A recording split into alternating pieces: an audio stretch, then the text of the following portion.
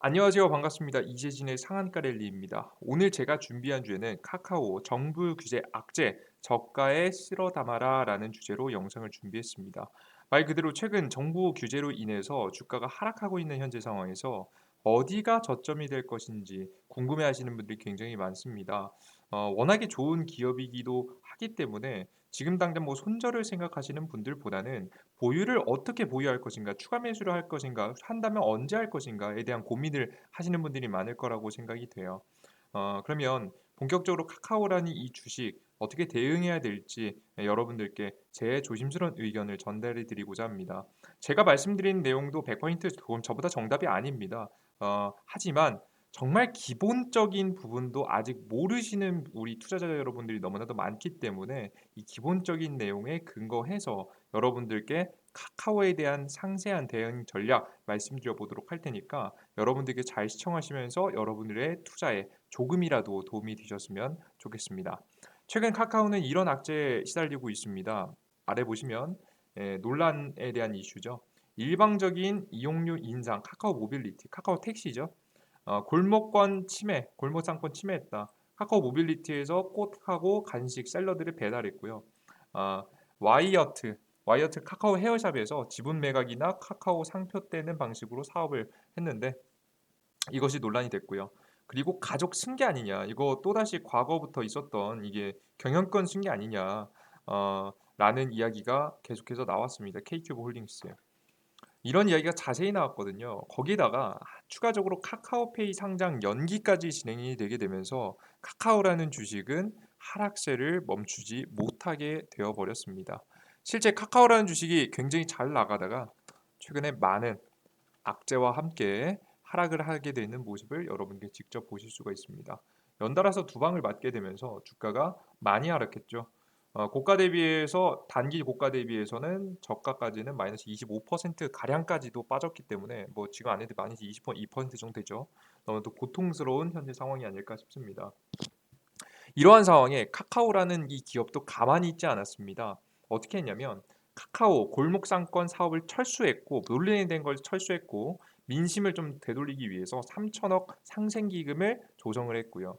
그리고 택시 카카오 모빌리티에서 제휴 계약을 손본다. 공정성을 다시 한번 손보겠다라는 이야기를 했습니다. 심지어 뭐 유료 호출 그리고 꽃배달 안 한다라고 이야기까지 나왔죠. 그리고 마지막으로 이사회 의장의 아들과 딸이 K큐브 홀딩스에서 사퇴한다.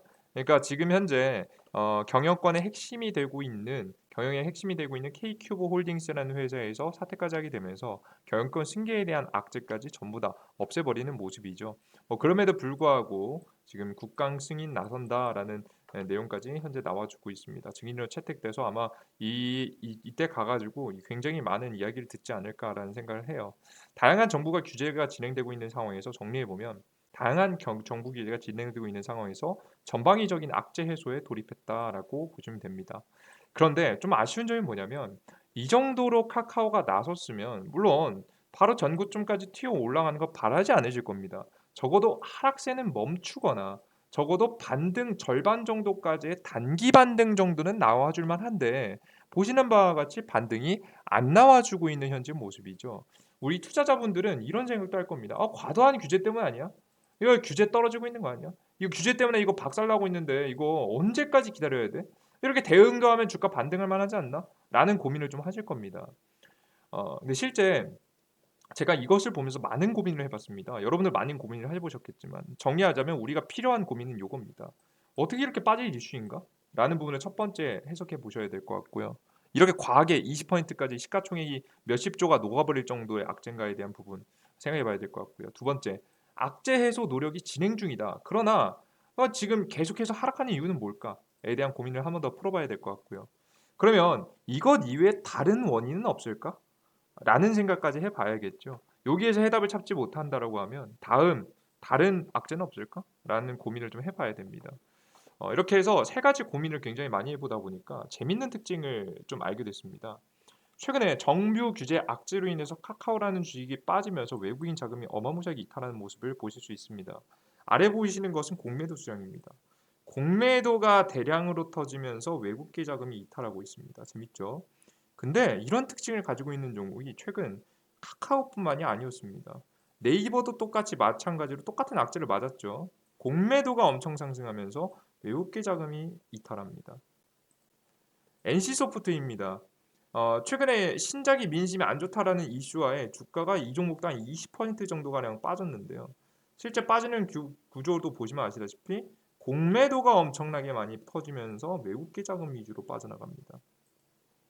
LG화학 리콜 사태입니다. 최근에 LG화학에서 이제 만들어주고 있는 2차 전지 배터리를 리콜해 준다라는 이슈화에 공급하고 있는 이슈화에 터졌는데 역시나 공매도가 엄청나게 많이 상승하면서 단기간에 이 기간부터 20일, 20일이죠. 정확히 20일 이후부터죠. 23일, 24일 여기 구간입니다. 이 이후부터 외국계 자금이 단기간에 굉장히 많이 빠져나오는 모습을 확인을 하실 수가 있습니다.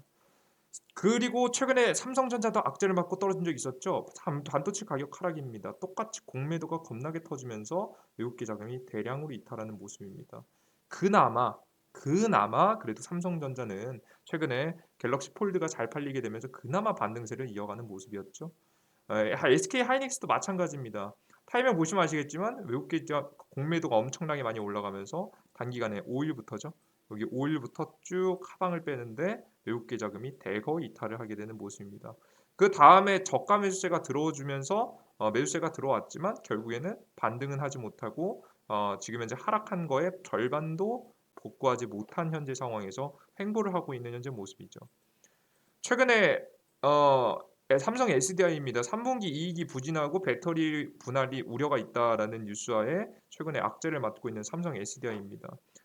최근에 보시면 아시다시피 공매도가 이제 막 떨어지기 시작했고요. 이제 막 급격하게 상승했고 주가가 서서히 밀려 내려가다가 오늘 외국계 자금 매도가 슬슬 시작이 됐습니다. 여기는 외국계 자금이 이제 막 빠지기 시작한 케이스다라고 보시면 될 것 같아요. 그리고 또 특이한 종목을 하나 찾았는데 삼성 바이오로직스입니다. 이 종목은 악재도 없습니다. 대단한 악재도 없는데 주가 고점 대비해서 공매도가 딱 터지면서 외국계 자금이 쭉 빠져나가는 모습이죠. 정확하게 이날이 24일입니다. 24일 날짜로 외국인이 딱 팔고 나가는 모습을 여러분께서 확인을 하실 수가 있습니다. 뭐 다시 저가에서 매수했다라는 이야기 있는데 뭐 들어왔다가 나갔다 들어왔다 나갔다 하고 있고요. 들어오는 자리도 다 저가에서 매수했지 끌어올리면서 매수하지 않았기 때문에 사실상 이 주식시장에서 외국계 자금들이 굉장히 보수적으로 움직이고 있는 걸 확인할 수 있습니다. 공통점은 뭐냐면 과도한 공매도가 나왔고 외국인 자금의 과도한 이탈이 나왔다는 점이 특징입니다. 그리고 12조 9천억 가량의 시가총액 32위에 NC소프트를 제외하면요. 다 시가총액 상위 8종목입니다. 삼성전자, SK하이닉스, 네이버, 삼성바이오로직스, 삼성전자고 뭐 카카오, LG화학, 삼성 SDI가요. 다 뭐냐면 시가총액 상위 종목입니다. 이 상위 종목부터 1, 2, 3, 4, 5, 6, 7, 8 나열한 거거든요. 실제 보시면 최근에 악재가 뜨면서 외국인 자금이 대거 이탈하는 것이 다 대기업들 위주, 시가총액 상위 종목들 위주라는 걸 직접 확인하실 수가 있습니다. 이상하죠? 이게 우열이라고 생각하기에는 연속해서 대기업들 위주로만 악재가 뜨는 모습, 누가 짝이라도 한 듯이 떨어지는 모습을 보여줬고요. 그게 아니더라도 삼성 바이오로직스는 심지어 악재가 없었음에도 불구하고 공매도를 맞으면서 고가에서 외국계 자금이 빠져나가는 모습을 보여줬습니다. 다행히도 그나마 악재가 없으니까 연속된 매도 추세보다는 차트가 꺾이는 정도로 현재 흘러가고 있습니다. 그럼 왜 이런 현상이 나왔을까에 대한 생각을 여러분들 해보셔야겠죠. 이거는요. 기업에 대한 문제도 물론 있을 겁니다. 다만 분명히 여러분들 아실 점은요. 카카오도 그렇고 네이버도 그렇고 삼성전자도 그렇고 저렇게 빠질 만한 악재가 아닙니다. 그러니까 단기적으로 조정받을 만한 이슈는 맞습니다만 시가총액 20%가 날아갈 만큼의 악재는 아니라는 거죠. 근데 왜 그럼 여기 원인을 어디서 찾아야 되냐면 기업에서 찾으면 안 되시고요. 이에 따른 원인은요. 시장 자체에서 찾아야 됩니다. 시장 자체에서 제가 뭐라고 했죠? 외국계 자금이 과도하게 이탈하고 있다라고 말씀드렸죠. 도대체 왜 이런 외국계 자금들이 이탈했을까? 고민을 해봐야 됩니다. 그게 가장 중요한 원인 중에 하나는 저는 요것이라 보고 있습니다. 바이든 정부의 환율 전쟁입니다. 이것만 들으면 여러분 이해가 안 되실 거예요. 그래서 과거에 직전에 있었던 스토리를 하나 말씀드릴게요. 실제 바이든 정부 지금 중국하고 미국하고 전쟁 중인 건 아시죠? 눈에 보이진 않지만 이 미국이 중국이라는 나라는 완벽하게 찍어 누르기 위해서 계속해서 규제를 넣고 있습니다. 실제 중국이라는 국가는요. 사회주의 국가처럼 보이지만 실제 금융제도라는 자본주의의 굉장히 특수한 자본 이 금융제도라는 걸 들여오기 시작했고요. 주식시장을 만들기 시작했습니다. 자 그렇게 되면서 자연스럽게 이 중국이라는 나라는 굉장히 크게 성장하게 됐죠. 뿐만 아니라 문을 개방해서 해외 기업들, 글로벌 기업들의 공장을 짓는 것을 허용하게 됩니다. 자 그렇게 되다 보니까 자연스럽게 중국은 크게 성장을 했고 그것이 성장해서 글로벌 기업들이 미국에 있는 기업들이 중국에 가서 공장을 짓고 이 공장에서 만든 제품들, 부품들을 미국에 수출하다 보니까 미국이라는 국가는 굉장히 큰 적자에 시달리게 됐죠. 때문에 이 적자에 시달리고 있던 이 미국이라는 국가는 중국을 찍어 누르면서 중국에서 성장한 기업들 자본을 빨아들이려고 현재 중국을 계속해서 압박하고 있는 현재 모습입니다. 과거부터 미국은요, 이 상대방 나라, 지금 현재 권위 패권에 도전하는 나라들을 역사적으로 봤을 때 일본도 그랬고요. 바로 없애버리기보다는 흡수를 하게 됩니다. 흡수하는 것을 굉장히 잘하는데 미국이 이번에도 마찬가지로 중국 기업들을 규제하면서 자연스럽게 미국 본토로 넘어올 수 있도록 유도를 하는 모습들을 현재 보실 수가 있어요. 그래서 중국에 있는 기업들을 압박해야 되겠죠. 중국에 있는 기업들을 압박하는 데는 여러 가지 방법들이 있습니다만은 가장 대표적으로 중국에 있는 대표적인 기업들이 바로 수출주도 기업이라는 걸 여러분이 잊지 마세요. 수출주도에서 나오는 기업들이고요. 수출주도에서 이 수출 기업들이 가장 무서워하는 건 뭐냐면 환율이 흔들리는 겁니다. 환율이라는 것은 뭐 지금 제가 예제를 중국하고 미국으로 들었기 때문에 이거에 따른 기준을 잡아드리면 위안화와 달러의 가격 가치의 차이가 바로 만들어내는 것이 환율의 차이입니다. 환율은요. 그냥 마냥 올라가는 것도 좋지 않고요. 마냥 떨어지는 것도 좋지 않습니다. 환율은 적당히 유지되는 것이 가장 이상적인 무역에서 가장 좋은 구조예요. 하지만 여러분께 지금 최근에 보신 바와 같이 이 환율을 상승시키게 만드는 것이 바로 환율 전쟁입니다. 환율이 상승하는 겁니다. 우리나라 원 달러 환율도 그렇고 위안화 달러 환율도 그렇고 정확하게 상승시키는 겁니다. 이걸 어떻게 미국이 유도했느냐? 최근 아프가니스탄이라는 지역에서 20년 만에 이 바로 미군이 철수를 했습니다. 아이러니하죠. 왜 중동에 이 미군이 투입되면서 개입을 할 수 있었는데 아이러니하게도 미군이 갑자기 철수하게 됩니다. 근데 재밌는 현상들이 벌어지게 됩니다. 바로 왼쪽 요쪽에 있는 것이 아프가니스탄인데요.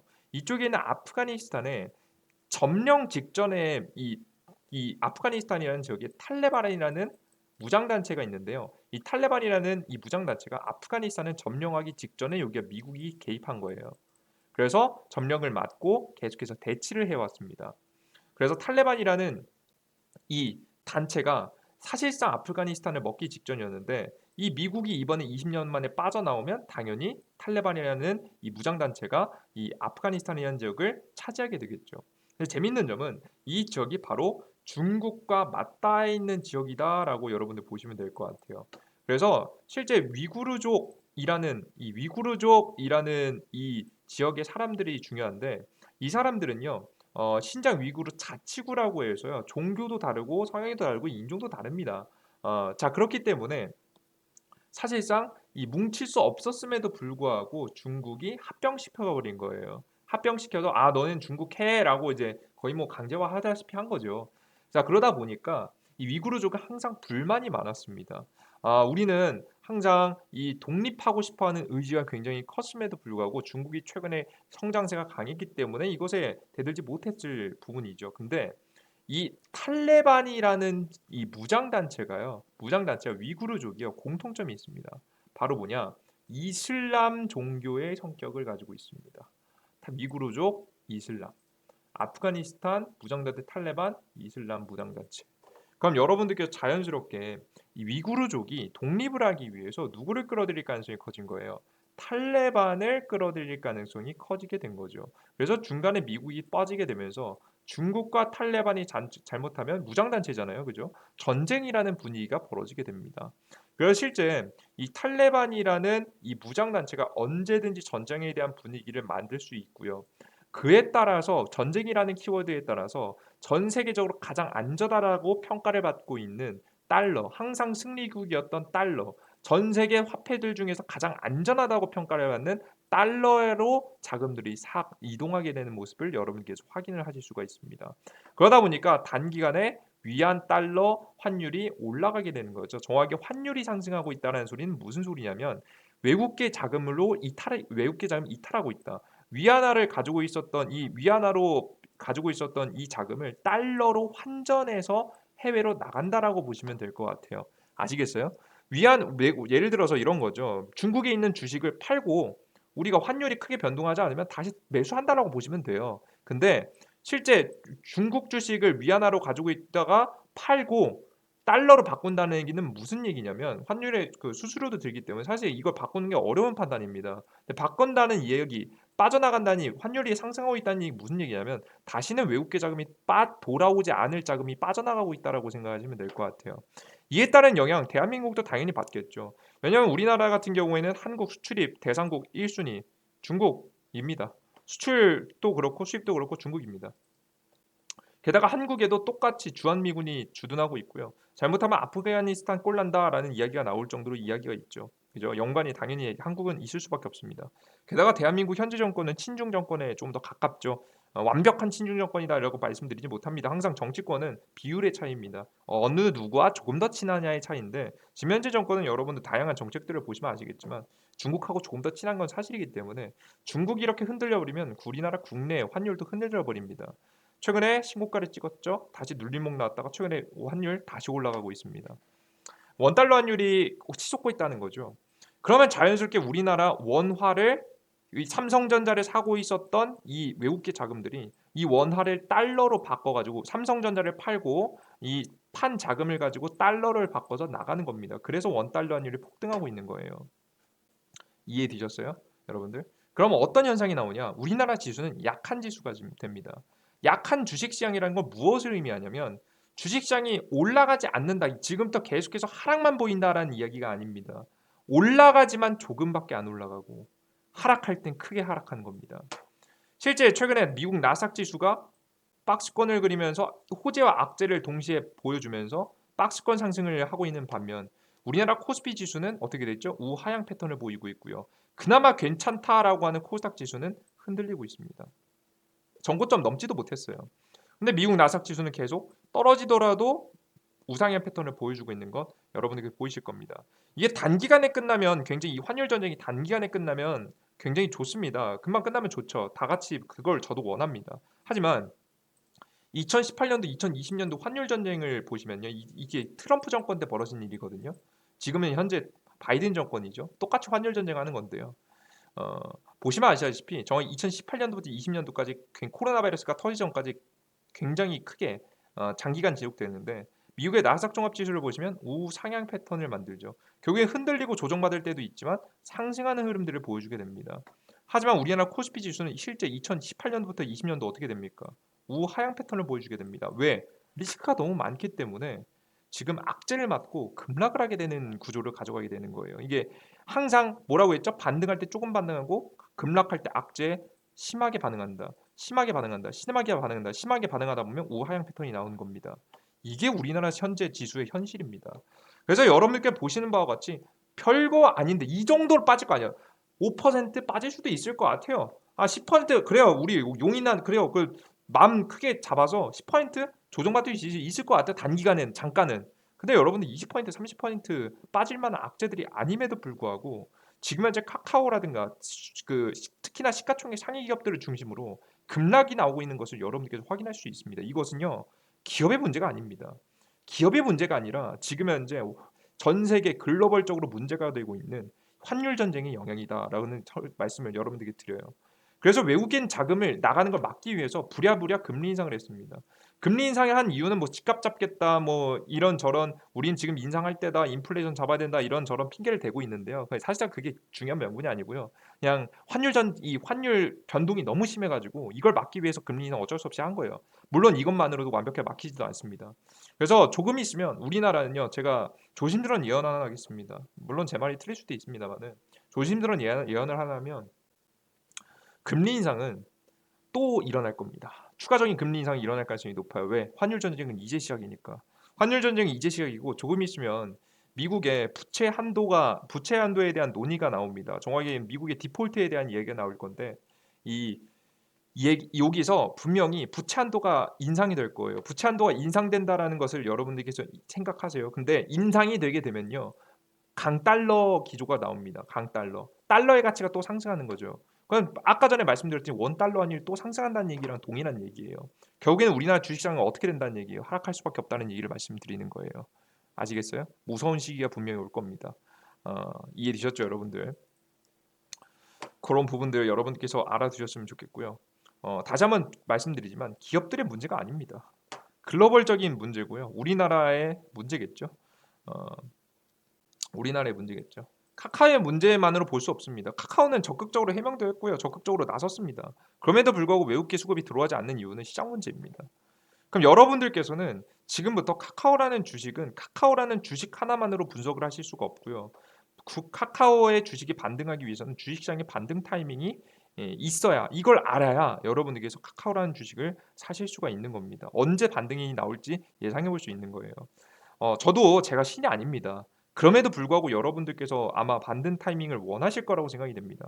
그래서 저 나름대로의 분석을 통해서 여러분들께 조심스럽게 그 반등의 타이밍을 간단하게 말씀해 드리면요.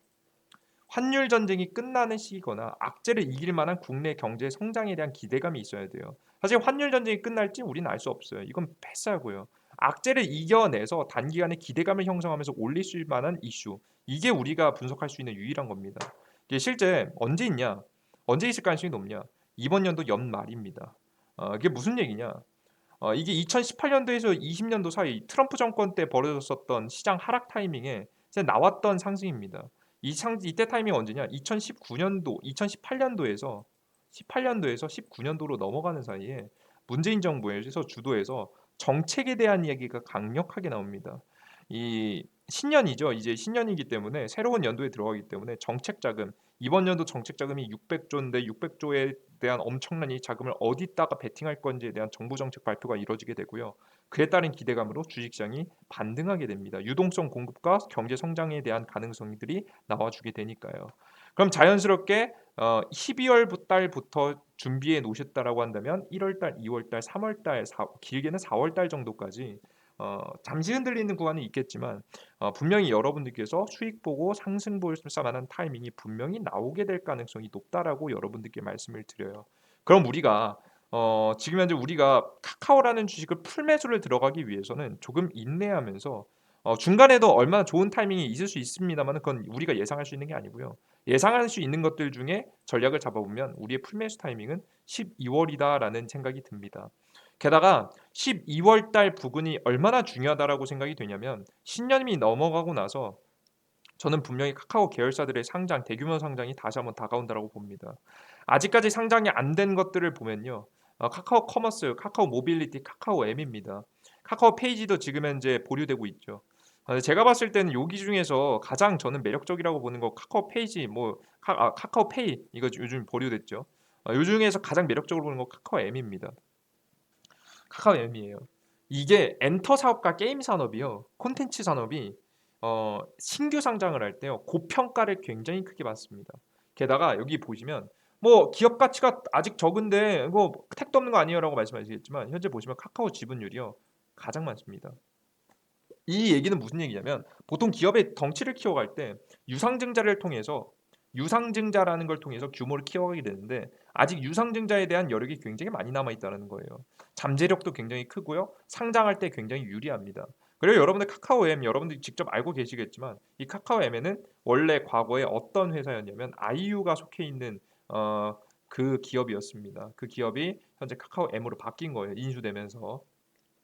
그래서 여러분들께서 자연스럽게 내년에 상장에 대한 기대감도 분명히 있기 때문에 우리가 시장이 반등 나오는 타이밍이 오게 된다라고 했을 때 가장 빛날 종목은 카카오가 아닐까라는 생각을 합니다. 때문에 여러분들께서도 이 타이밍을 맞춰서 공략해서 수익 보는 것을 여러분들께서 준비하셨으면 좋겠고요. 지금 현재 떨어지고 있는 것은요. 여러분들이 탓이 아닙니다. 기업의 탓도 대단히 아닙니다. 기업은 잘 대응을 하고 있다라고 봐요. 어, 그럼에도 불구하고 과하게 빼는 이유에 대해서 여러분들이 오늘 한번 들으셨을 겁니다. 여러분들께서 이 영상을 시청하시고 신뢰를 안 하실 수 있겠고요. 이 영상을 보시고 이게 무슨 개소리냐, 말도 안 되는 소리를 한다라는 이야기를 하실 분들도 물론 있을 거라고 봅니다. 하지만 그렇게 생각하시는 분들도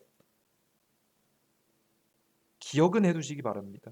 개소리라고 생각을 하면서도 그런 이야기를 하면서도 여러분들께서 분명히 이 환율에 대한 부분과 무역 전쟁에 대한 부분, 이 환율 전쟁에 대한 부분을 머릿속에 기억해 두시고 어 지금 현재 흐름을 계속해서 지켜보신다라고 한다면 여러분들의 생각이 바뀔 수도 있습니다.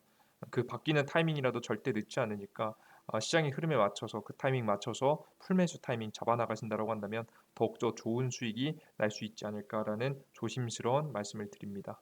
이런 시장에서는 실제 시가총액 상위 종목들 외국계 자금이 빠져나가기 때문에 시가총액 상위 종목들은 사실 수익 보기 굉장히 어려워요. 수익 볼 수는 있죠. 볼 수는 있지만 어렵습니다. 그렇기 때문에 여러분들께서 하셔야 되는 건 역시나 테마주성 종목들을 하셔야 된다고 설명드렸고 최근 유튜브 채널에서 계속 원전 관련 종목들 두산중공업, 대선, 대한전선 이런 얘기 보셨을 거예요. 실제 제가 제시해 드렸던 방법은 원전 관련 종목 5종목 나눠서 사시라는 추천을 드렸었거든요. 실제 어플리케이션에서도 그렇고 이 유튜브 방송에서도 그렇고 계속해서 말씀해 드렸었습니다. 실제 제가 제시해 드렸던 대표적인 원전 관련 종목 두산중공업 우하향 패턴에서 드디어 하락을 멈추고 우상향 패턴으로 살짝 돌아서는 모습들. 대한전선. 대한전선도 마찬가지로 우하향 패턴에서 돌아서는 모습들. 제가 분명히 9월부터 상승한다라고 말씀을 해드렸죠. 그리고 제가 말씀드린 일진파워 어떻게 됐죠? 상한가가 오고 주가가 몇 퍼센트 단기에 몇 퍼센트 갔습니까? 단기의 주가가 60% 이상 올라갔습니다. 그죠? 그리고 또 여러분들께 말씀드린 종목이죠. 한신기계. 여러분들께 말씀해 드리고 저가 대비해서 30% 매집 충분히 하신 분들도 충분히 20% 이상 수익을 낼 수 있는 자리 드렸죠. 우진 오늘 상한가 같습니다. 이게 요즘 이상하게 정책주라든가 테마주성 종목들이 잘 올라간다고 여러분 느껴지지 않으십니까? 이게 주식시장의 흐름이 이미 시가총액 상위 종목에서 테마주성 종목들로 전부 다 바뀌었기 때문에 나오는 현상이고요. 이러한 현상 여러분들께서 충분히 모르신다라고 한다면 이걸 어떻게 잡아라고 하실 수 있겠지만 충분히 대응하시고 준비하신다라고 한다면 좋은 수익이 날 수 있을 만한 종목들 계속해서 나옵니다. 제가 여러분들께 모든 100% 확률로 모든 종목을 짚어드릴 수 있다는 말씀은 드리지 못합니다. 하지만 저는 여태까지 7월달, 8월달, 현재 9월달까지 해서 여러분께 어플리케이션에서 제시해드린 100% 무료입니다. 제가 여기서 유료 어플리케이션이다라고 말하면 욕을 싸먹어도 괜찮죠. 하지만 100% 무료로 진행되는 어플리케이션에서 여러분들께 최고의 종목은 아니지만 충분히 욕심만 부리지 않으면 수익이 날 수 있을 만한 종목들을 제시해드렸고 그런 종목들의 수익률이 85%가 됩니다. 혼자서 난 85% 수익률을 낼 수 있어 하시는 분들은 혼자 하셔도 물론 괜찮겠지만 나는 조금의 도움이 필요한 초보 투자자라고 하시는 분들은 제가 진행해드리는 무료 지금 현재 정보, 시황에 대한 정보와 그리고 종목들을 받아가신다고 한다면 시장에 대한 흐름, 추천 종목들, 좋은 수익률들 낼 수 있을 거라고 봅니다. 여러분들이 도움 받아가셨으면 좋겠어요. 그리고 솔직히 말씀드리면 저는 이 영상을 항상 유튜브 영상을 찍어드리는데 이유를 굉장히 항상 궁금해하시더라고요. 저도 여러분들께서 궁금해하셔서 말씀을 드리면 첫 번째 저는 이 유튜브 채널을 운영하고 어플을 운영하는 이유는요. 첫 번째 제 수익을 위해서입니다. 제 개인적인 수익을 위해서입니다. 유료 방송도 진행하고 있고요. 뿐만 아니라 저는 이 유튜브 채널을 통해서 제 게으른 성격을 전 스스로 잘 알고 있기 때문에 이 게으른 성격에 책임감을 부여해서 조금이라도 더 공부할 수 있는 환경을 만들어 놓고자 합니다. 매주 5개의 영상을 4개, 5개의 영상을 찍는 것은 쉬워 보이지만 쉽지 않은 내용이거든요. 그만큼 더 공부하고 쪽팔리지 않기 위해서 저 또한 많이 틀릴 때도 있겠지만 쪽팔리지 않기 위해서 남들한테 전부 다 보여있는 공개석상에 공개하는 거기 때문에 저 스스로도 한 번 더 검토하고 한 번 더 생각하게 되는 부분입니다. 그래서 저 스스로의 동기부여로서 사용하고 있습니다. 그리고 두 번째가 여러분들께 그래도 기왕 올려드리는 거 도움이 될 만한 실질적인 내용을 올려드리자라고 하면서 어플의 종목이라든가 시황에 대한 내용들 여러분들께 올려드리고 있습니다. 나쁘지 않은 승률이라고 좀 생각을 하고요. 충분히 여러분들께서도 이 혜택을 받아가실 수가 있으니까 내가 원하신다 하시는 분들은 영상 바로 하단에 나와 있는 안드로이드, 아이폰 임시 링크를 통해서 다운로드 받으실 수가 있습니다. 다운로드 링크 클릭하시면 여러분들이 다운로드 링크 나옵니다. 다운로드 받으시면 될 것 같고요. 나는 이 링크가 좀 수상쩍다 하시는 분들은 그냥 직접 구글 플레이 스토어하고 앱스토어에 여러분들께서 검색하셔도 됩니다. 이재진의 상한가 랠리라고 검색하시면 나오게 되시니까요. 확인하셔서 여러분에게 도움을 받으셨으면 좋겠습니다. 카카오 좋은 주식입니다. 다만 시장이 떨어진다라고 하면 너무 힘없이 떨어질 수밖에 없는 주식이기도 하죠. 여러분들 가지고 있는 거 파실 필요 없이 추가 매수 구간만 잘만 가져가셔도 충분히 좋은 수익, 좋은 상승세, 반등이 나올 때도 가장 크게 반등 나올 수 있을 만한 주식, 좋은 주식이니까 여러분 잊지 마시고 계속 쭉 홀딩 이어가시면서 좋은 수익 계속 이어가셨으면 좋겠습니다. 그리고 최근에 제 영상을 보시고 조금이라도 도움을 받았다, 수익 실현했다 라는 내용을 보면서 굉장히 많이 뿌듯합니다. 제가 계속해서 말씀드렸지만 어 이게 어찌 보면 어 '더 큰 동기부여가 되고 있지 않나.'라는 생각을 해요. 요즘 거의 뭐 의무적으로 유튜브를 찍어 올리면서 제가 욕먹을 수도 있다라는 걸 알면서도 제가 알고 있는 정보와 내용들을 통해서 전략들을 전달해 드리고 있습니다. 항상 여러분들께서 항상 제 이야기도 너무 맹신하지 마시고 여러분 스스로 공부하시는데 조금이라도 참고하셨으면 좋겠습니다. 그리고 항상 제가 잘못된 내용이 있다면 꼬집어 주십시오. 꼬집어 주시면 너무나도 감사하겠습니다. 왜냐? 제가 앞서 말씀드렸듯이 이 유튜브를 진행하는 이유는 저 스스로도 성장하기 위함입니다. 아시겠죠, 여러분들? 너무나도 그런 의견도 잘 받아들여 보도록 할 테니까 여러분들 댓글도 많이 적어주시면 감사하겠습니다. 네, 오늘 우진 수익 보신 분들도 너무 축하드려요. 뭐 전에 원전 관련주 갈 때 얘만 안 갔는데 많이 갔습니다. 나머지 대한전선 그리고 두산중공업까지 좋은 수익 낼 수 있으니까 잘 버텨서 수익 실현 많이 해보도록 합시다. 그래요. 여러분들 모두 감사하고요. 저는 다음 영상에 조금 더 유익한 내용과 함께 찾아뵙도록 하겠습니다. 감사합니다. 땡큐.